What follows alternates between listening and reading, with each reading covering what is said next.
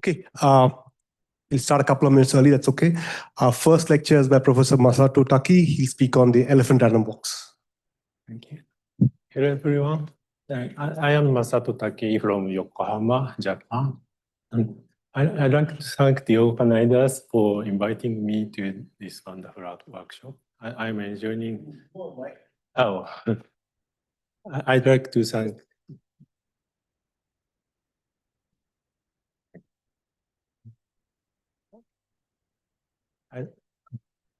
I'd like to thank the organizers for inviting me to this wonderful workshop. I'm enjoying and very comfortable stay. And this is the first lecture for project 1 concerning elephant random walks. I will give an overview of this topic. This random walk was introduced by Schutz and Trimpa.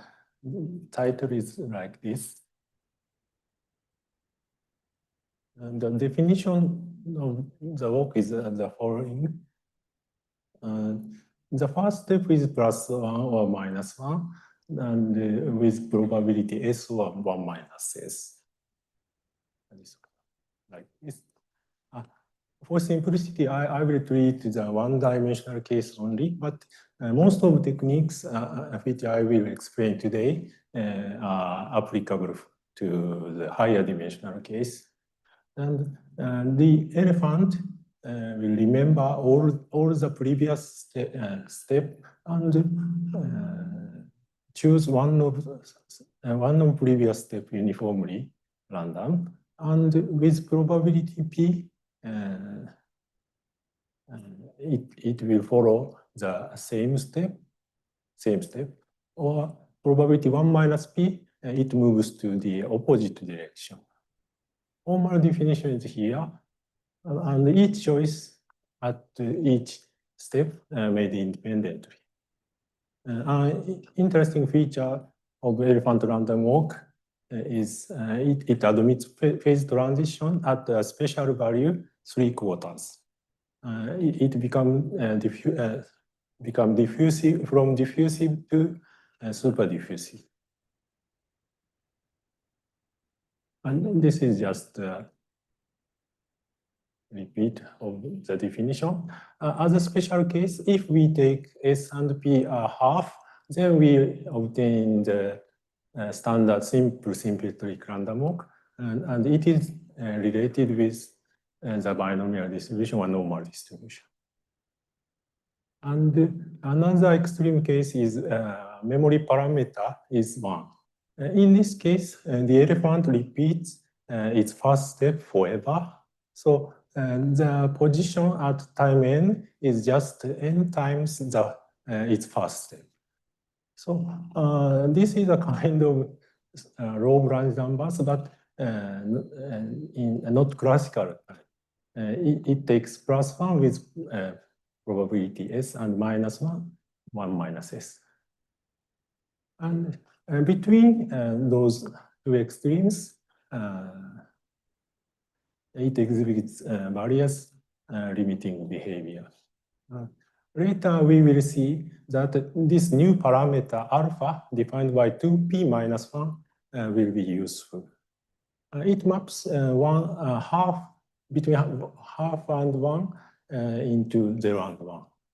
0 corresponds to the independent case, and 1 corresponds to this complete memory case.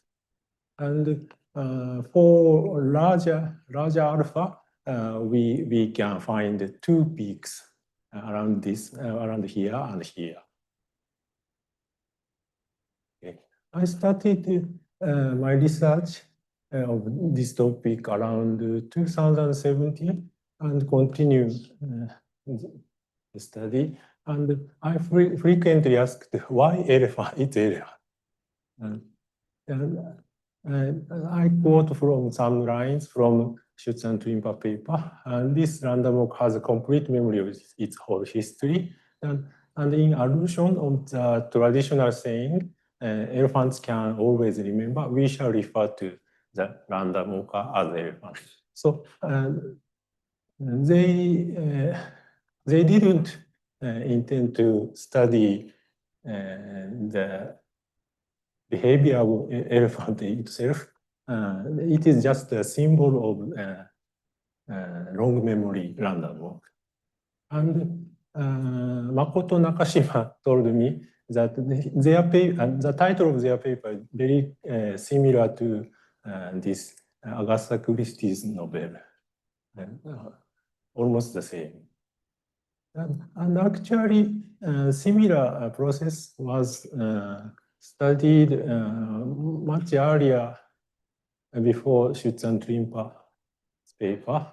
One example is called correlated Bernoulli process, and which is essentially equivalent to the elephant random walk. And this paper is in is a statistics paper, and they pointed out there are even earlier papers around the 1940s. Anyway, this charming name have been attracted many people, and now many people are interested in those processes, and I am just one of them. Okay. Okay. In this lecture, I will explain three important approaches to the standard elephant random walk. And in the next two lectures, we will explain about some variations of elephant random walks. Okay. The first approach is a connection with Fourier type Arm scheme, but with random replacement. And this is the conditional distribution of the increment at time n plus 1. And it is explicitly given by this. If the elephant remember plus 1 and with probability p, it moves to positive direction. And another case, and it remember minus 1, but moves to the opposite direction.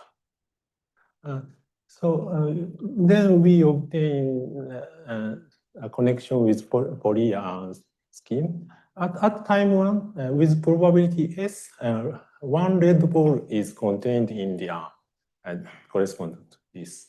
And with probability 1 minus S, the uncontained blue ball corresponds to the left movement is contained.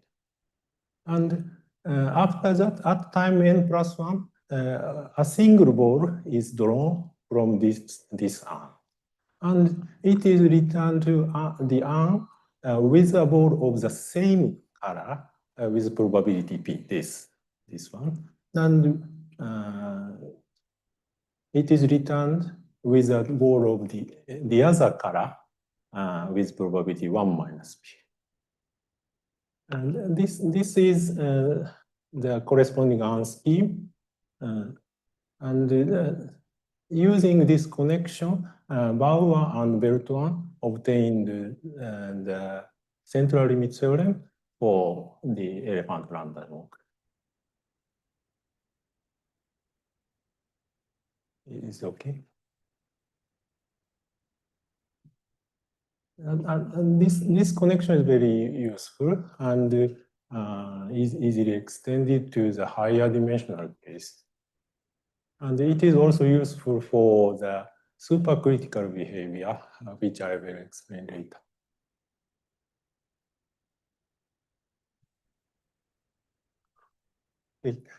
To introduce another approach, I rewrite this conditional distribution as follows, using the new parameter alpha defined by 2p minus 1. Then we rewrite this equation like this, a convex combination of two ratios. Now we can interpret this new expression as follows. With probability alpha, okay. For the moment, we are assuming P is between half and 1, and the new parameter alpha is between 0 and 1. So this is truly convex combination. And with probability alpha, the elephant copy one of the previous step. Just copy. If it remember +1, then it moves to the right. And this what is this picture? Okay, this is usual random. With probability 1 minus alpha, the walker decides the direction by coin tossing, one half. Such a representation is generalized further, and this class of random walk is now called step reinforced random. Step reinforcement is the explaining the first term. And how about P less than half? In this case, alpha is between -1 and 0.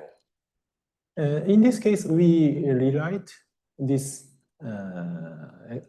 distribution further as follows. And in this case, with probability minus alpha, it takes the opposite of the previous steps. And the remaining, with remaining probability, it behaves like the ordinary random. This kind of random walks are now called counterbalanced random walk.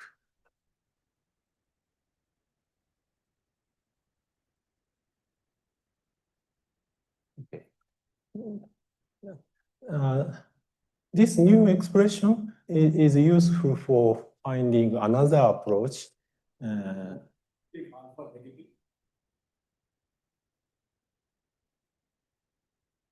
Why is alpha minus 1?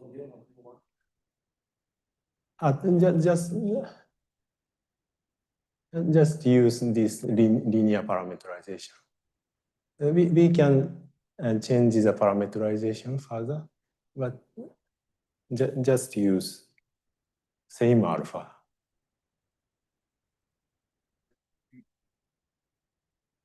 Alpha 2p minus 1. Yeah. It's like the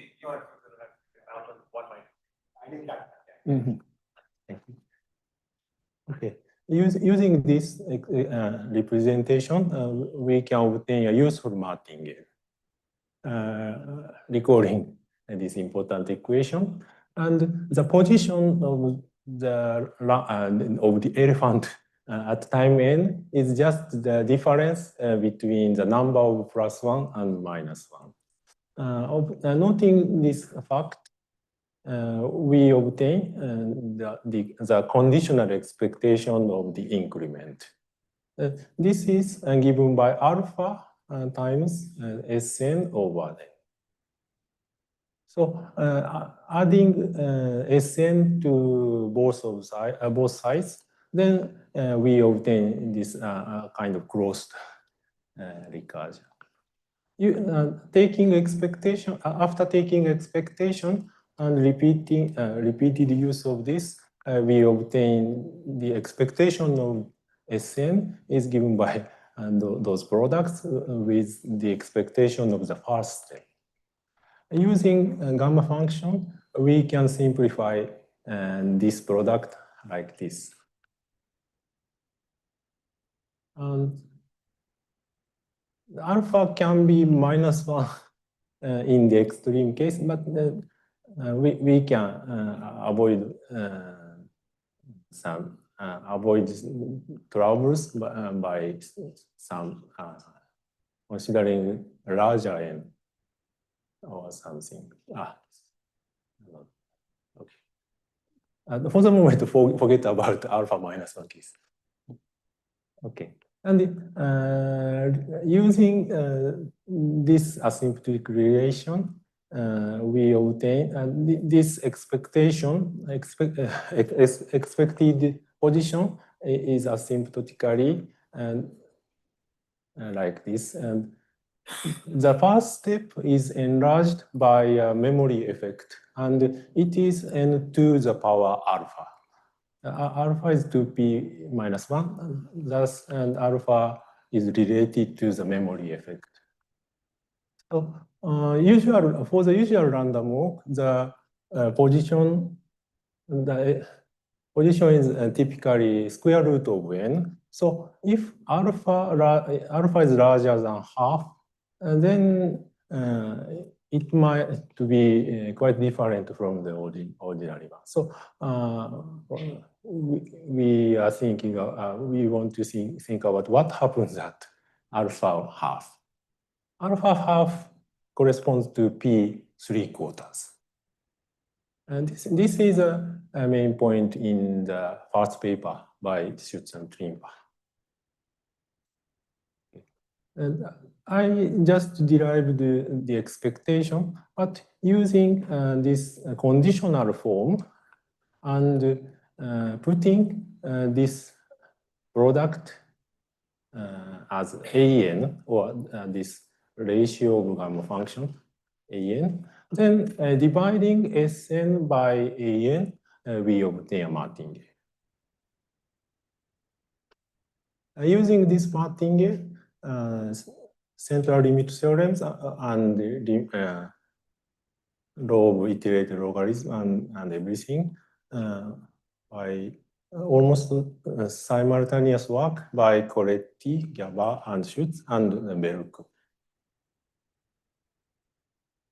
This approach is, of course, very flexible and applicable for further generalization or variance of the elephant random.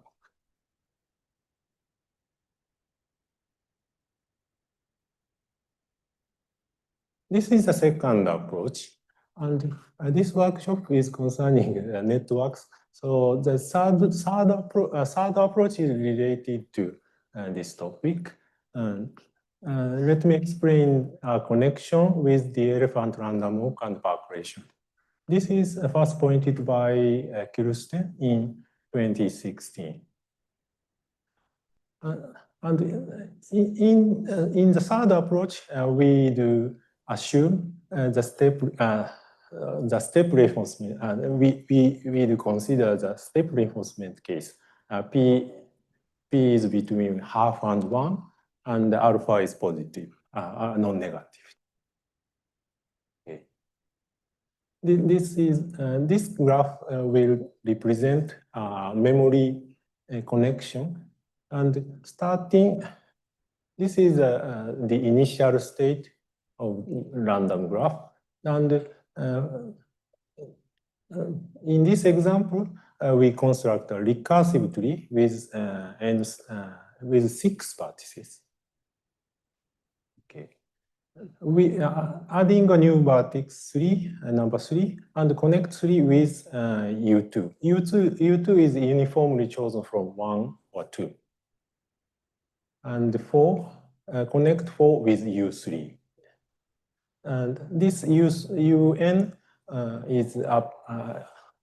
UN has appeared in the definition of elephant. And repeating this procedure, we obtain a sample of uniform recursive tree with 6 vertices. This is the first step of this approach. And then we perform bond percolation process on this recursive tree. And the percolation parameter is nothing but alpha, and we each edge is independently open, declared to be open with probability alpha, and closed or erased with probability 1 minus alpha. Then in this sample, we obtain 3 open clusters, 1, 2, 3, 5, 6, and 4. This is the second step. And as a third step, we assign +1 or -1 to each cluster, also independently. This procedure is very similar to the graphical representation of Ising model. And in that case, we need correlated calculation process called the FK model. But in this case, we perform just ordinary calculations. This model has, this model also has a name, the divide and color model. Anyway, this has some features with the Ising model in common. Okay, this sign is called a spin at each vertex, and the spin at vertex I corresponds to the ith step for the elephant random.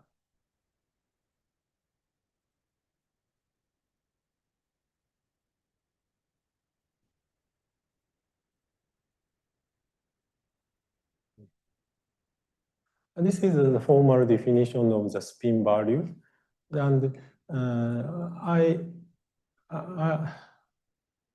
from now on I do some simple calculation using this representation. Okay, for example, the expectation of Sn was calculated by using recursion before, but using this calculation representation, the position at time n can be written like this. The spin value times the size of each clusters and summing those. And spin value and cluster size are independent. We can divide this product. And actually, for I larger than 1, the expectation of mi is 0. So most of terms disappeared, and we obtain this simple expression. So the expectation of the position is just constant times the expectation of the expected size of first cluster. And delta is the expectation of the first step. So using this calculation process, we can obtain some information of the elephant. This is pointed out in Kirsten's paper. Okay. And this is this result was derived earlier, and connecting with those results, the expectation of the first cluster size is given by these 3 gamma functions. So if we compute some quantities about the elephant random walk, then we obtain the information for calculation also. And pushing such approach to further, in my previous paper with my former student Tatsuya Miyazaki, we obtain some limit theorems for the first cluster size. If scaled by n to the power alpha, then we obtain some random variable, and the limiting distribution is given by a Mittag-Leffler distribution with R. And subtracting this corresponds to the strong law of large numbers, we can obtain CL central limit theorem and log iterated logarithm also. And in this case, we need random centering and random normalization.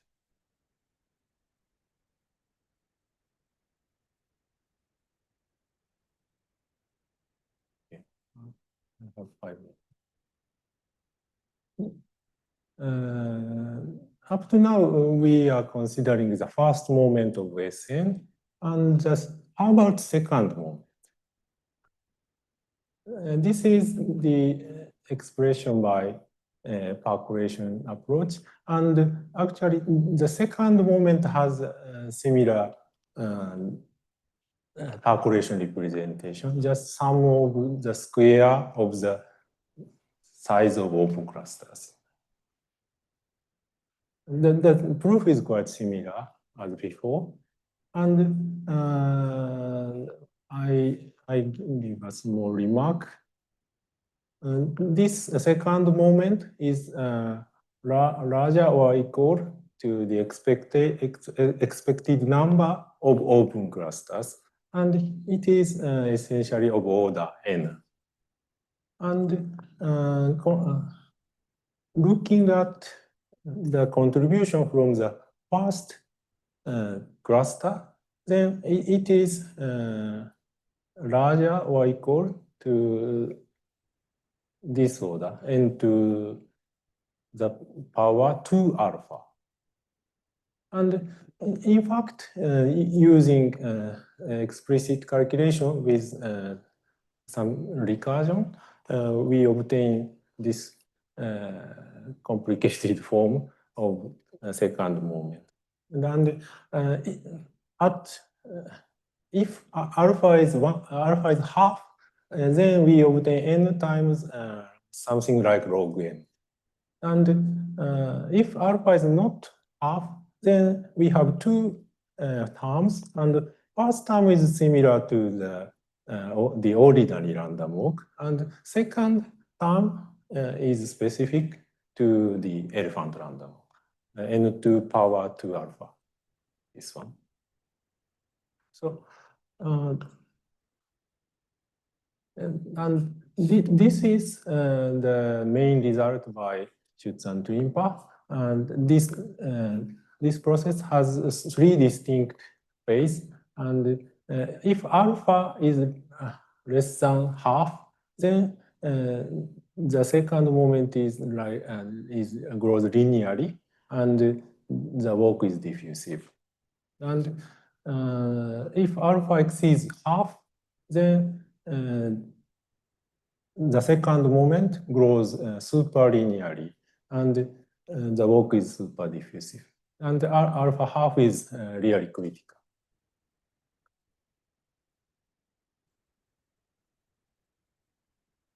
And after 10 years after that, mathematical research was begun. And here is the central limit theorem, distributional limit theorems for the standard elephant random.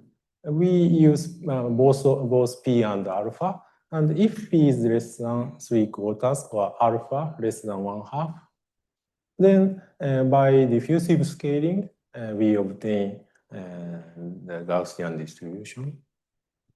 And in the critical case, we need log n. The 1 minus 2, this ratio will diverge at alpha half, but instead of this, we put a log n here, then we obtain standard normal distribution. And this is obtained by Bauer and Bertrand with Fourier scheme, and Coretti with Martingale method. And P or alpha exceeds their critical values, then Sn scaled by n to the power alpha, then we obtain some non-Gaussian random variable. The existence of this limit was pointed out in those earlier paper, and it is really non-Gaussian. It was first shown in Berg's paper. Okay, I have 1 minute. I will go back this limit theorem in the third lecture, so I will skip this.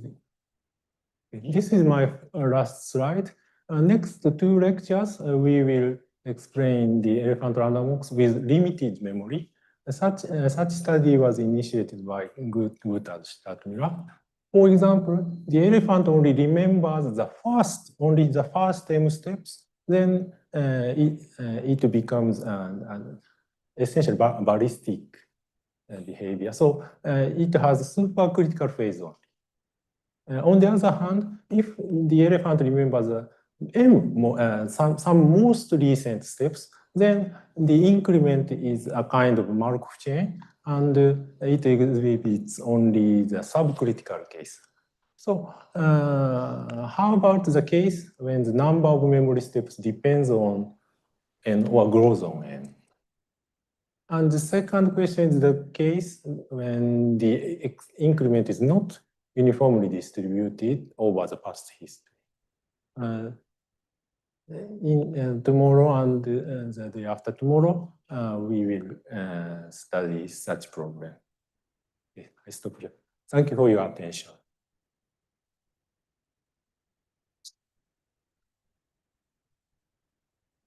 Yes. The standard elephant random walk. Yes. I was wondering if, like, under like some extra assumptions or under some like towards some alpha, we have any information about what L could be. Like, if we did something trivial in alpha is equal to 1. Yeah, but like generally, like alpha is between like an open half 1, right? So like, can we, I don't know, like narrow down further what L could possibly be, maybe on some very special conditions. And generally, alpha between half and 1 is very difficult. But and some other group had progress on that. Like wondering, like say, like because if an alpha is equal to 1, then it's pretty simple. So like if you an alpha just equal to 1, then we could like. At this point, I cannot say. Sure. Thank you. Hi.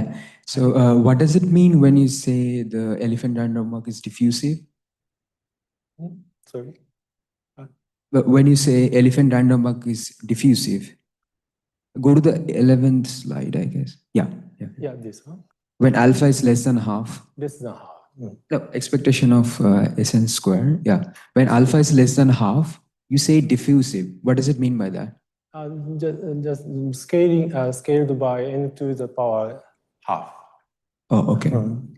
Always the exponent is half. Oh, I see. That's the definition. Thank you. Thanks.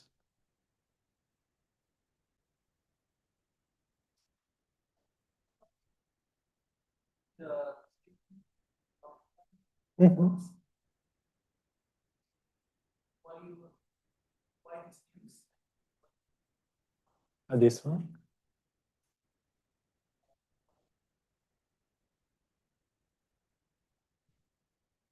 For the central limit theorem, nothing happens. And if we looking, for example, the recurrence behavior, it admits another phase transition at alpha minus half.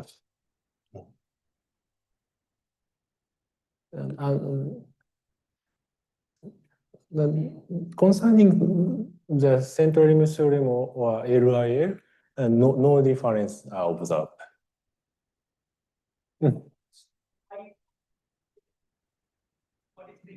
Step reinforced. Just with probability alpha, the elephant copy exactly one of the previous step.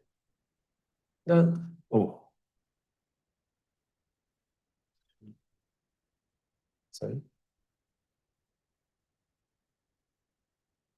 And the counterbalanced case, thank you.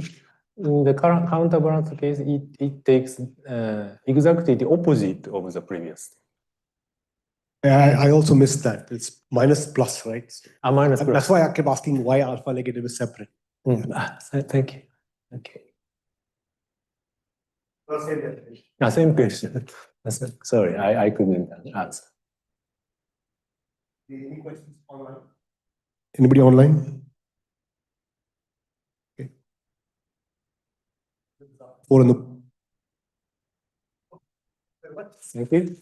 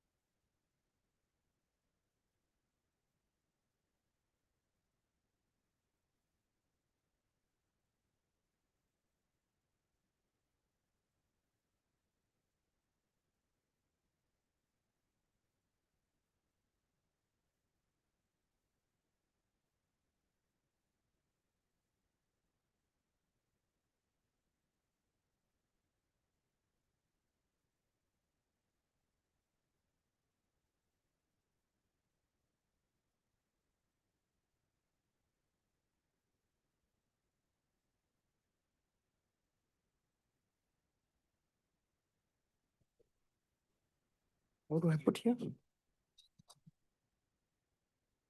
Okay. Understand.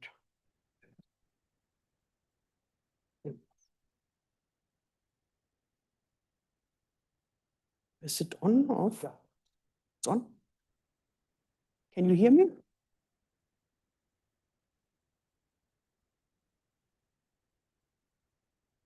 That's how. Can you hear me?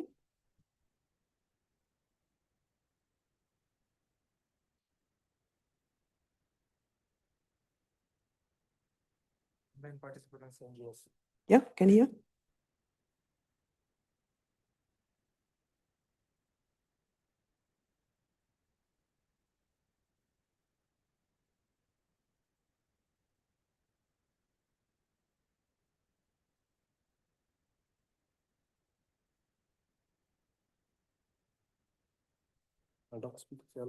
Can you hear me? Now,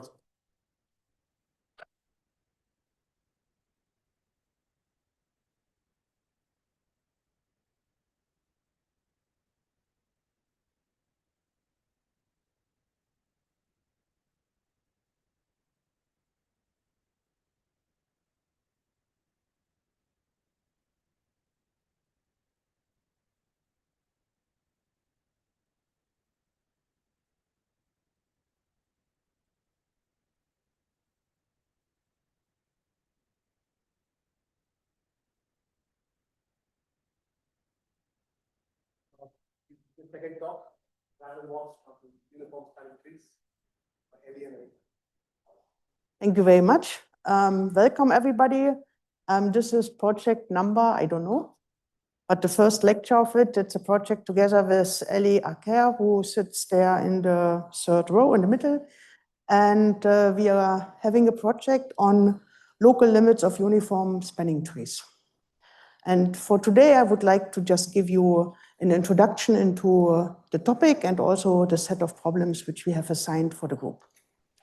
The uniform spanning tree is a model from statistical mechanics. It's quite interesting. You do it usually on a graph which is finite and connected, and it tells you a lot about geometry in the graph. A spanning tree itself is just a connected subgraph of this graph, which uses the same set of vertices, but not all of the edges. In fact, it's defined in such a way that it's spanning the graph if it uses all the vertices, and the edges is such that the graph is still connected, but does not have any loops. And that means in particular that if the graph has initially n vertices, that the uniform spanning tree has n-1 edges.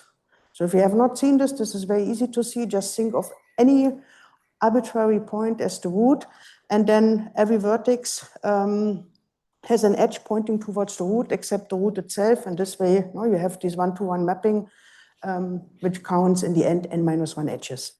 A uniform spanning tree, as the name is suggesting, is just the uniform distribution on the finite space of all of the trees spanning this graph.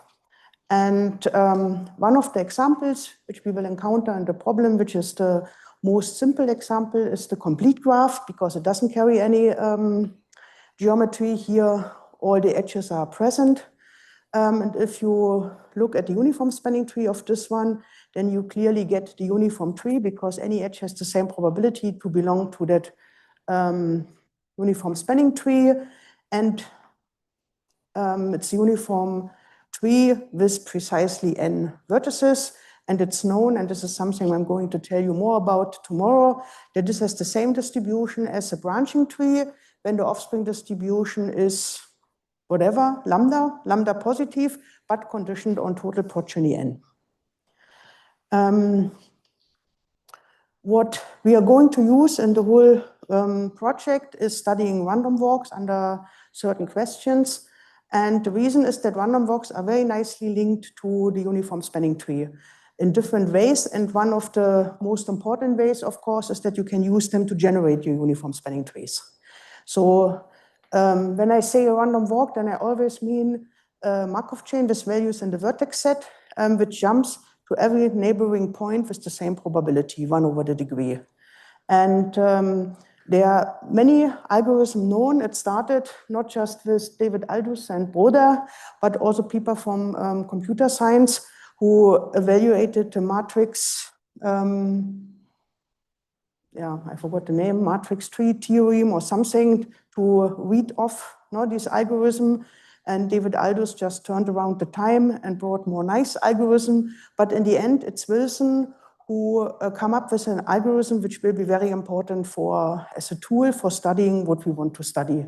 And Wilson algorithm is based on loop-erased random walk, which is also a very nice model in statistical mechanics. It was studied by Greg Lawler in his PhD thesis. It was the main topic of his thesis, and he is also leading expert in this model. And the motivation for him to study this, or for his advisor to give him to study this, is that people were interested in another model, which was self-avoiding random walk, which is a quite interesting model. Both models have in common that they create paths which do not have loops. And self-avoiding random walks very difficult to study, so they thought maybe they do a bit of a lighter version, namely the loop-erased version, in order to approach the self-avoiding random walk. This motivation failed because the models are quite different. But anyway, this is still a very interesting model with yield a lot of results. It's defined as follows. If I have given a path segment with values in the vertex set, let's say of length m, on a locally finite connected graph, then I can define the loop erasure by literally just erasing the loops chronologically in the order that they appear.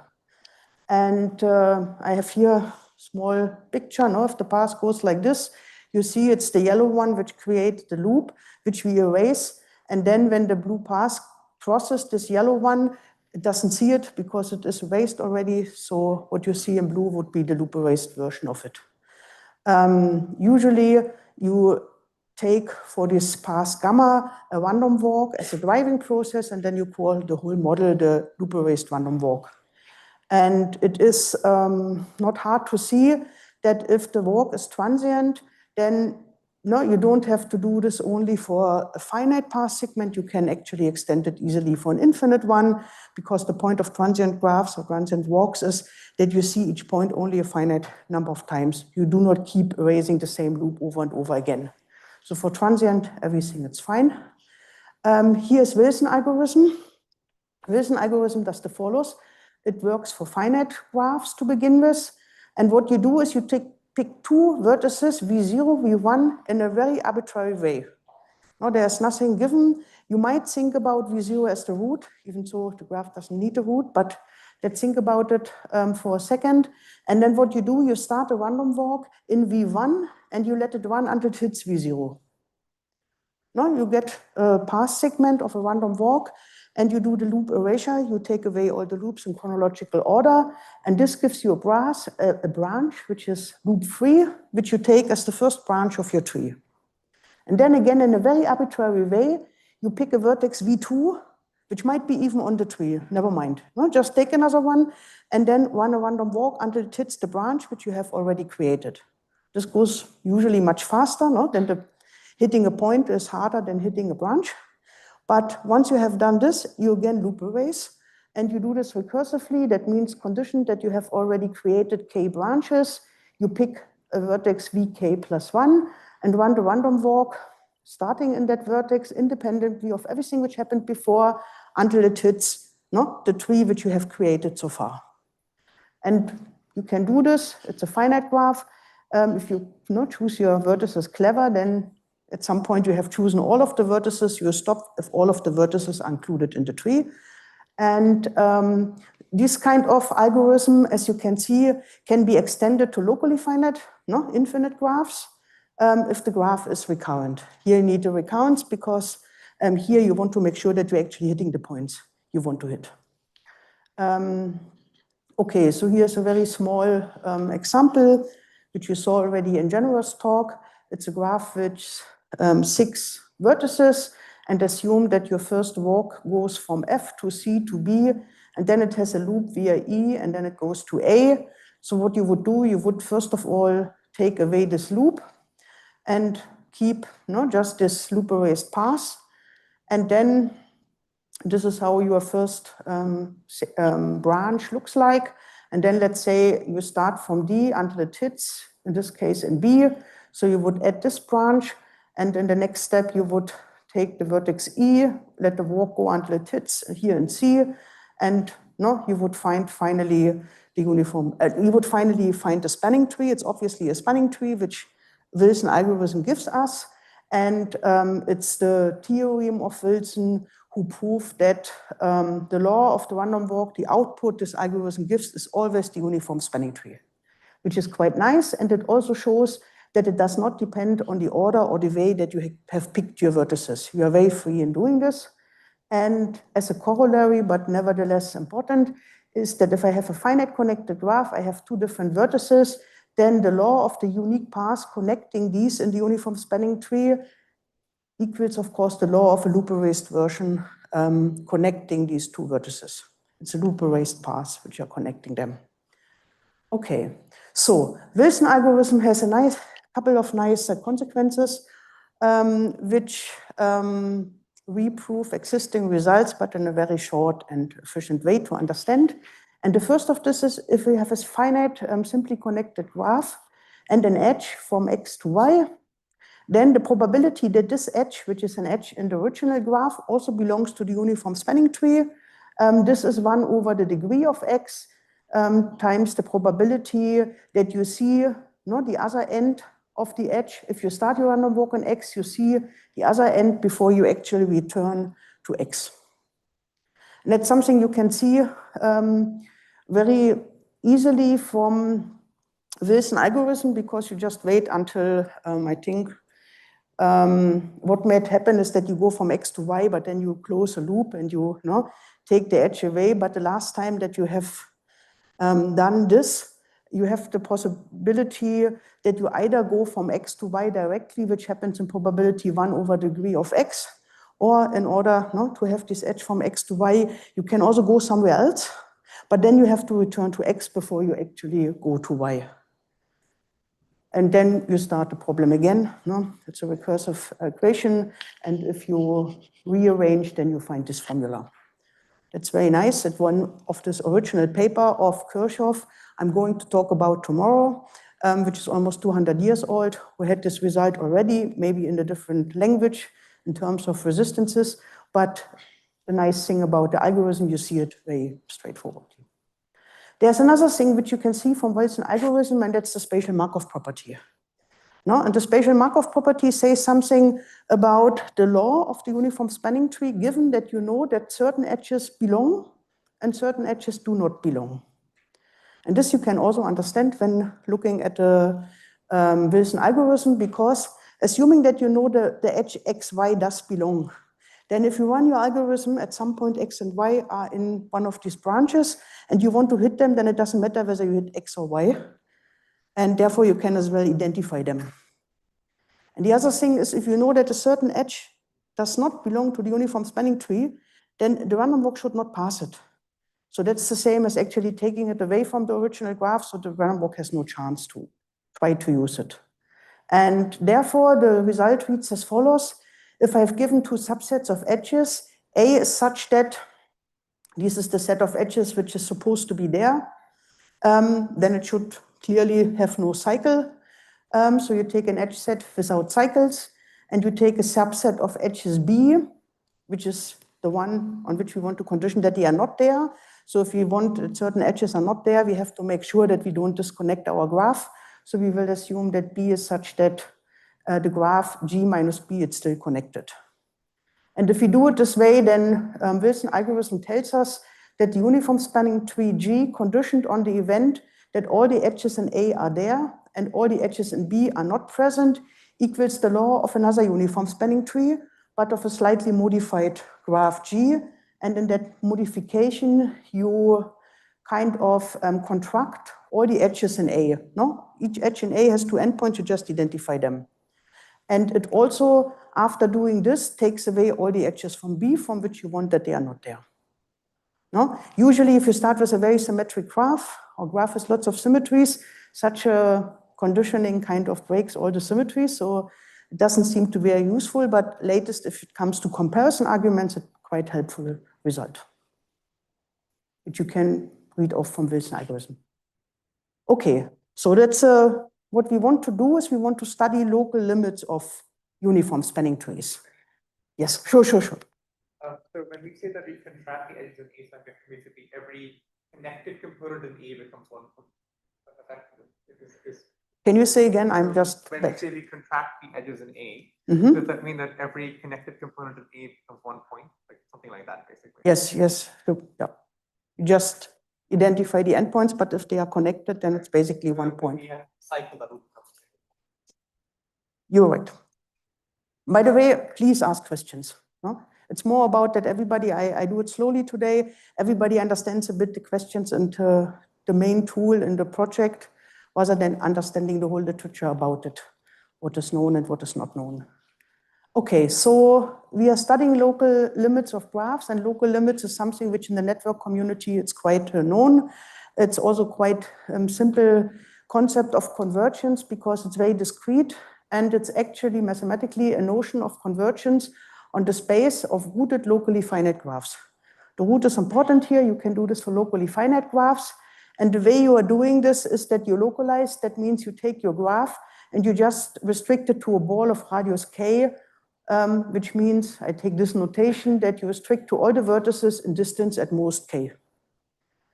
And now here you see one where you see in red all the vertices in distance less than 3. As far as I can see, 1, 2, 3, yeah, to the root. And the notion of convergence just says if I've given a sequence of rooted locally finite graphs, then they converge to a limiting rooted locally finite graph if for all radii k, these restrictions converge in a discrete sense. That means I'm actually only describing what happens around a neighborhood of the root. It's not a global convergence where you see everything and take everything into account. So there's a nice example, very simple one to understand. If I have a linear tree, let's say the vertices 0 to n, which are linearly connected, and I have take as the root 0, which is the left end, and I'm taking the limit, then I clearly will end up in the positive integer line with 0 as the root, the origin as the root. So now what can happen is that you want to take local limits of something which is finite but does not have a root. And then you would like to put it in this framework, so you have to root it. And the way we are rooting this, it was introduced by Beniamini and Schwamm, and it's in the literature referred to as Beniamini-Schwamm convergence. Basically means that we first of all pick a root at random. That means if you talk about the local limit of a sequence of finite graphs, we always want to do this from the perspective of a typical vertex. And here's the slight difference. If I have the same graph but this time there is no root. The rule is to root at random. So if I take a random root from that set, then basically what will happen that I see to the left of the root and to the right of the root, like a diverging number of vertices. So the local limit will be the whole set, no, with 0 as the origin. And one thing to notice here, it's also the weak convergence, no convergence in law, because the moment that you're picking the root at random, you talk about random graphs.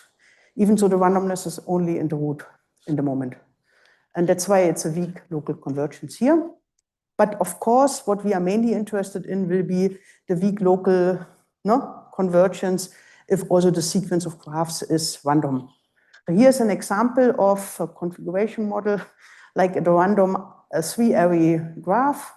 In the random three-array graph with an increasing or diverging number of vertices, you first of all pick the root, no uniformly, but no matter what you do, the root will have 3 children by default. So if I explore just the ball of radius 1, I will see always this. If I explore the ball of radius 2, then I will see the children of the root and the grandchildren of the root. And then it might happen, if I have bad luck, that the grandchild is actually the root itself, because there's already a circle. But of course, if I let n tend to infinity, I will see this with a probability which goes down to 0. So therefore, this is what you will see for a finite 1, 2, 3, 4, 5, ball of radius 5. You will see a 3-array tree, and that means that also the local limit will be the infinite 3-array tree of this model. Okay, so we come, yeah, sure. I'm saying that the random 3-array graph converges locally to the infinite 3-array tree, to a tree also. No? By 3 graph, the V3 for everybody. By 3 array, you mean the V3 for everybody. By 3, I mean everybody has degree 3. Yes. And so you see, this is not a tree, the limit is a tree. And this is the reason for this is that this one, it's a sparse graph. Now, if I have only degree 3 and I let n tend to infinity, I will get something very sparse, and typically for sparse graphs that they have limits which are tree-like. Okay. So there are more interesting local limits, and we have already talked a bit about the complete graph with n vertices. If I'm taking the uniform spanning tree of the complete graph with n vertices, what will happen is that I see the uniform tree with n vertices, as I said, and I told you that it looks the same as a branching tree, which has the Poisson offspring distribution, no matter which lambda, but conditioned on progeny n. And if I let now n tend to infinity, I will see an infinitely long tree. I will see actually a branching tree which is conditioned to survive forever, because before I have conditioned that it has at least n, but if it has infinite population size, one can show that it's equivalent, that it survives forever. So in the first part of tomorrow's class, I will tell you a bit about conditioning branching trees. And for the moment, we look at a very particular one, and this is the so-called Poisson 1 binary branching tree conditioned on survival. It consists of precisely, it's a rooted tree, precisely one line of descent which goes to infinite. And from that one line, you have lots of trees branching off. And these are family trees of a branching tree with Poisson offspring distribution with mean 1. They are independent of each other. And in a certain sense, the result you will see tomorrow will tell, yeah, that's the tree I'm taking here. And the rest I'm telling you tomorrow. The result which we want to use is that if I take the Poisson 1 Benjamin tree conditioned to have total progeny n, then if n tends to infinity, it converges locally. And it's a statement only about local convergence. It will be converged locally to this tree which you see here. Not a branching tree conditioned on survival. Good. And the nice thing is, that we are not only can prove this for the complete graph, which is a bit, it's always the toy model, but there are much more original results, much more recent results, namely by Asaf Nachmias and Yuval Perez from 2002, who say that you can do precisely the same for a regular graph where every vertex has degree d. Just take, doesn't have to be the uniform graph, it's a deterministic sequence. It's more important that in the nth approximation step, everybody has degree dn. The degrees should go to infinity. And that also in this situation, the local limit of the uniform spanning tree of Gn is this tree which you see here. Now, this will be the proof of this, or the sketch of the proof. After we collected all the proofs, will the content of the talk Ellie will give in the third part on Wednesday. But that's the result. And yeah, you can see that the complete graph is a particular case because here d of n would be n. No? But in that graph, d of n does not have to grow linearly. It doesn't have to be a dense graph sequence. It can be sparse, but just one that goes to infinity for the moment, no? To get the Poisson limit. Okay, so what we will also use in this project is uniform spanning trees on infinite graphs. Now, we have here our simple connected locally finite rooted graphs. And if I want to define the uniform spanning tree on this one, then there are several things to be careful with. And one of them is that on an infinite, or the space of infinite trees, you cannot talk about uniform distribution. No? There will be infinitely many trees spanning this one. You cannot do this. So what you usually do is you define such kind of objects in statistical physics by approximation. And if you want to approximate it, then often you do it from inside, like something exhausting from inside, but it's also not necessary. But even if you do it by exhausting inside, you kind of have to prove that no matter how you approximate, you get at least the same limit. If you get several limits, then you're in trouble, then you have to say a bit more about it. And here we are in trouble, we have to say a bit more about it. And I give you just one particular way to do it and tell you why we think it's a very good and very interesting thing to do. No? And kind of the right way. So what we are doing is we look again at the restriction of our graph to a ball with radius n. No? If we do this, that would be a very naive thing to do.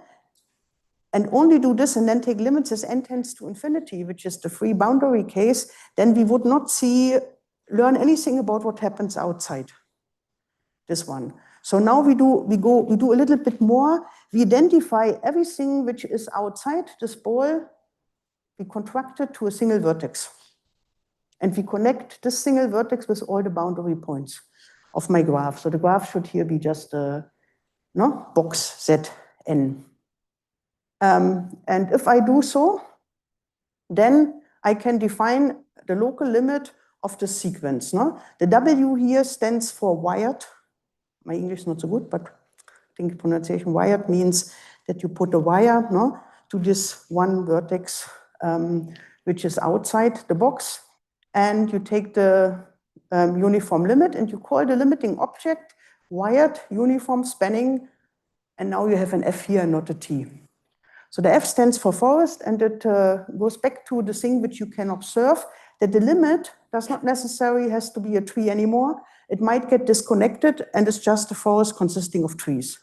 And the reason is that if you have an infinite graph, you might have connections between two vertices which have a diverging distance. No? You might have which has distance 100, and then you have a pair somewhere which has distance 1000, and so on. That means no matter how you approximate by finite boxes, how large the box is, you always might get this connected, and this will show in the limit. And that's why we use this abbreviation, wired uniform spanning forest, for this object. Okay, and of course, there are other ways to do this. I won't talk about it because we mainly use this one in the project, but I would like to emphasize a result by Aldous and Lyons, which can be considered as a continuity result, which tells us that if I have a sequence of graphs, Gn, which converge locally to G, then the uniform spanning tree of Gn converges locally to the root component of this wired uniform spanning forest. No? It has several components, but only one which contains the root. Now, and this kind of continuity tells us that we probably did the right thing. Because no matter what you do, you convert to that component. And there's another reason, and this is that we can extend Wilson algorithm very natural way and can actually create this wired uniform spanning forest with Wilson algorithm. So that tells us also that maybe that's what we should do. So I already told you that you can adapt straightforwardly And the recurrent graphs, the only difference will be that you run now time infinite rather than finite, because you have now infinitely many vertices to include into the graph. In the transient case, a problem which might arise is that certain random walks escape to infinity. No? And therefore, we have to modify, in the transient case, Wilson algorithm a bit. And this is that we're taking now the root, no, I thought, think about V0 as the root, to be infinity. It's not clear what infinity is, but it's somewhere, no? Something you need infinite time to reach. And then what you do, you start your random walk as before in some vertex V1, and you run it now until it hits infinity. And as I said, it's infinitely far apart, you need infinite time to hit it. So you just run it infinite time.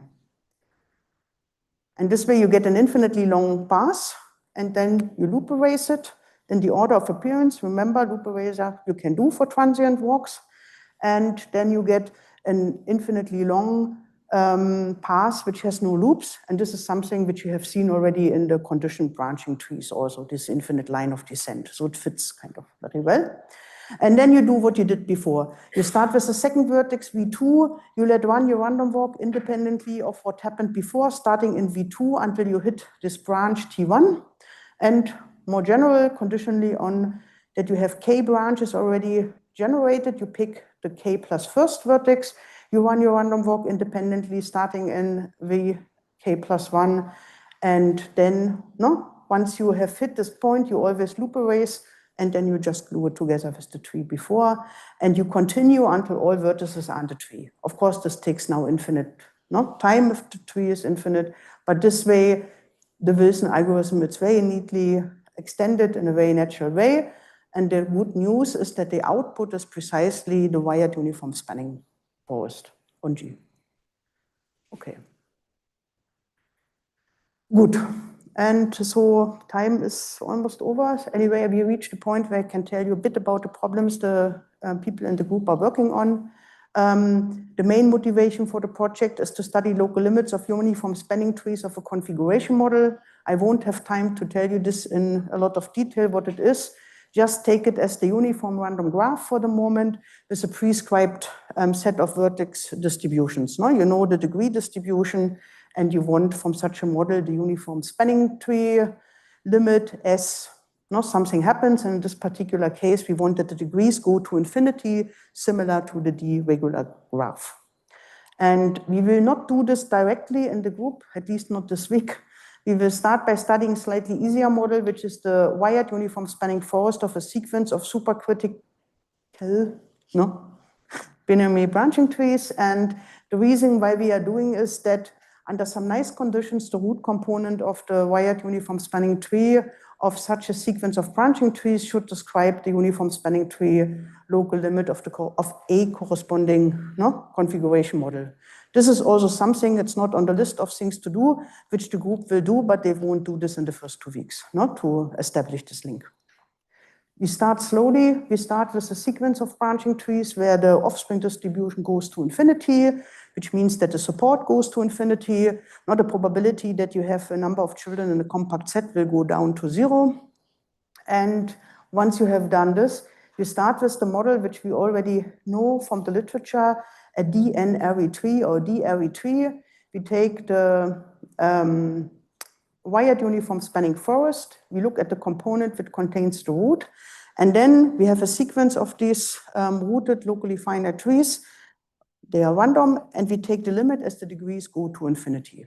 The result is known. It goes back to Hagström. I think you proved it first, but with very different methods, not even using Wilson algorithm. So the point is understand the proof with the Wilson algorithm and be able also to write down the technical details so that we know what we have to be careful if we modify the result. Second, start playing with the things, do simple calculation, change the requirement of D-ary, maybe say that with, each vertex has this probability a half degree D and this probability a half the degree 2D. Study then exactly the same, let D tend to infinity. We did the sample calculation. We found that you get the Poisson-Benjamin tree conditioned on survival, where now the Poisson distribution has a random intensity. Here's the random intensity distribution, the law of it. You can see that the mean, of course, is 1. It should be 1, but it's just random. the mean intensity is 1. And once you have a lot of examples, you have probably also conjectures, and you might think about universal limits. You might think about under which conditions on these offspring distributions you obtain a branching tree with Poisson offspring distribution and the random intensity conditioned on survival. And if it's not always possible, you might think about what else could happen. And you can, of course, also think about whether the D-regular tree is the only one where the random intensity is deterministic, namely 1, or whether there are other models where you reach this deterministic intensity and also try to characterize the sequence of these offspring distributions. And that's enough for today.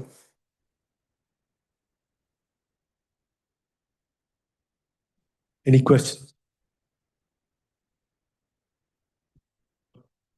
Any notions of stability in terms of local stability for the theory?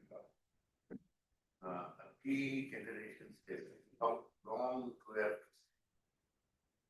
how should n behave so that the first key generation has stability? Because it's connected with random walks. It's a good question. Yeah, it has to do with random walks, but I don't know the answer like ad hoc.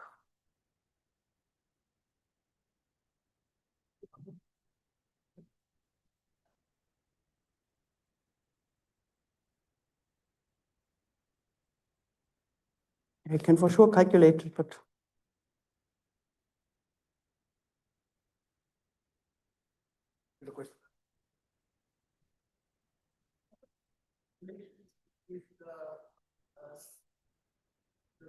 random walk and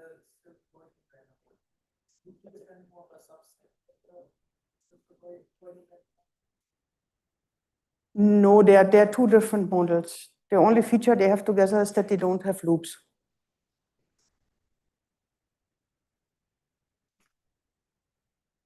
No.